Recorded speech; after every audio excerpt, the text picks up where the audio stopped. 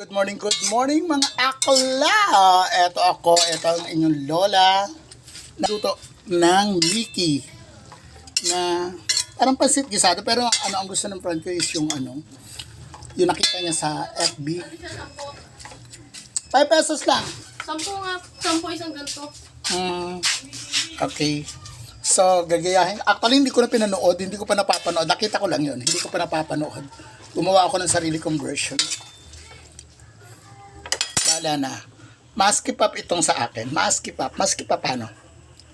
Mickey. First time ko rin magluto ng Mickey. Ayan na, mga palangga, mga akla. Ang maskipap ko na Mickey. Ngayon, lalagyan natin siya ng konting pampalapot para mas masarap. Parang ano lang siya, no? Tawag dito yung sa Batangas. Parang pansit.